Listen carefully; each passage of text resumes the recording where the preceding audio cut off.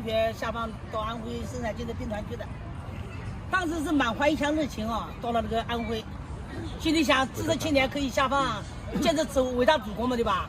也抱着那个想改造农村的那个心情去的，结果到了那里啊，一看，天哪，不可想象，干的不是人的活，每天从早去，晚上回来，真的这个体力活我们真的受不了。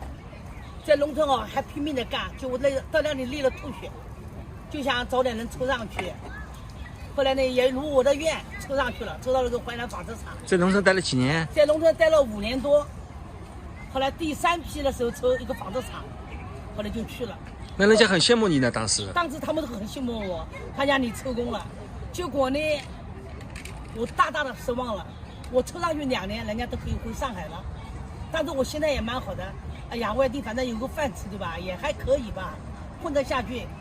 结果在我们安徽啊，是1年不如1年。上海的工资在成倍的往上涨，我们的工资就是不动。好了，好在呢，纺织厂一下子关门了，因为压定嘛，就给我们这批人先下岗了。下岗以后，我们就小孩子嘛，户口可以报上海了。我呢也就跟着小孩子一起回到了上海。谁知道出门的时候填户口很容易，回来的时候难了，又要家里面都同意，又要签字呀什么的，然后我就求爹爹告奶奶。家里面呢，因为是根本都不给我进来。好在我80年在上海已经买过一间房子，结果这个房子呢被我弟弟占有了。他们占据以后啊，回来就说我没有。当时我跟我妈说，我不是买的有房子吗？我妈说房子是他买的，我呢出的钱。我在农村赚点钱真的不容易啊，然后到了上海，求他们给我带一个小房间，有我爸爸4个嘛，只有8个平方，8个平方，我的4个平方，结果法院后来他们到法院告我，说卡他们房子，结果我就给我4个平方，要公房私房了？4房哦，根本8个平方，然后呢我分了我4个平方，然后呢有个8个平方的房子叫我住。我站到里面，然后洗澡呢也没地方洗，就在一个走廊里面。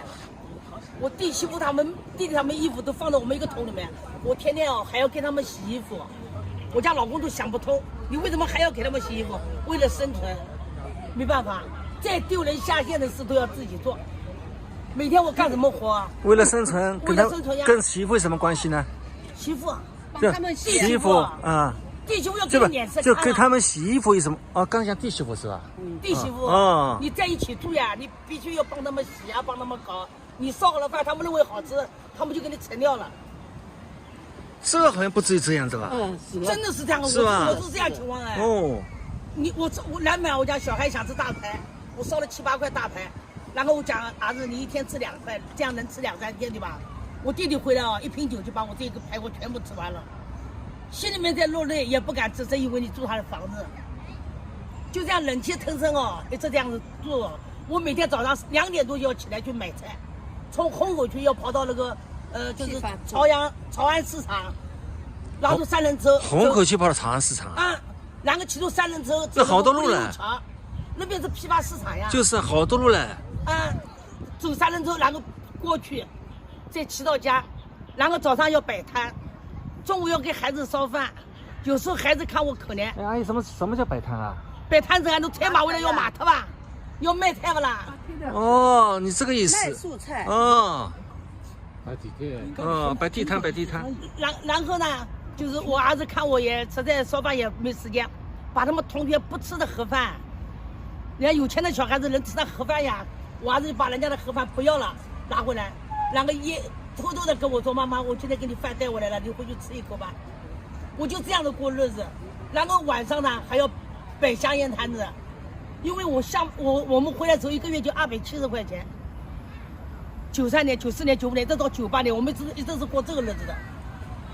后来我生病了，胆结石开刀，人家是打洞，我没有钱，打洞要1万多，我们的医疗费还报不掉，因为在异地的时候还没有跟上海联系好，然后我没办法，我只好用最廉价的，就是用手术的办法开刀。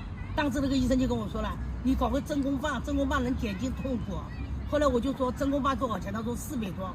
我说工资才270，我没有这么多钱买。我说我不买。那个医生说不买很痛的。我说痛会死吗？他说不会死。我要痛多少时间？才24小时。我说我下方这么苦都出来了，24小时还能熬得住的。就这样后来呢，我就讲我不买真空棒。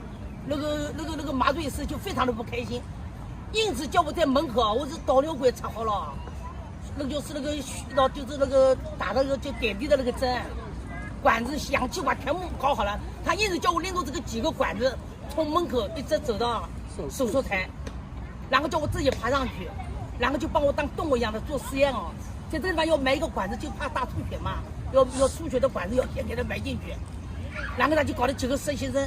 就在我这个上面乱画，一直这个那个，说这边埋那边埋，方向不对。后来我说你们这样子我很害怕的，本来就是吹了手术就很害怕。然后他就搞了一个东西和我脸上一捂，我什么都不知道了。就这样做了一台手术做完了，就因为我少付了那400多块钱，他们没得到这个利益呀。所以现在对吧，我就身体很不好的，一直要看病，1个月就拿2000多块钱。我真的讲句良心话，我的医药费就要去掉一半。1个礼拜最起码到2次医院啊，血压又高，血糖又高，还有慢性肝炎，好几种病了，就一直现在这个吃药我都付不起。那么上海一个医疗保险款多少可以给你解决的问题啊？对，我也感谢政府，街道里面呢，经过那个就是上次街道里面和区政府，到我们家来过了。他因为当时身体真是不好的，然后呢，在那当地呢。我认识了一个小伙子，他姐姐是我的师傅。那是当在农村是吧？没有，在纺织厂了。哦。在纺织厂，他姐姐是我师傅，他有个弟弟在那个福州部队，跟我想找个部队上面有个依靠，对吧？也能跳出那个纺织厂那个这么劳动力这么强那个单位，然后结果呢找了他以后呢嘛，他们部队也转业了。现在问题一个什么问题呢？他复员以后回来呢，在一个集体单位，工资也是很低。然后现在呢又牵扯到一个医保的问题，一个医保没有医保以后我怎么生存？工资我的工资和他的工资加在一起5000多块钱，我7块多没有，我们怎么生存？你们现在在和当地那个有关部门在谈这个问题。后来呢，我就讲你这次回去嘛，就想到那个当地我们去问一下，对吧？好，他到了当地，先到区政府后来就说这个事情已经过期了。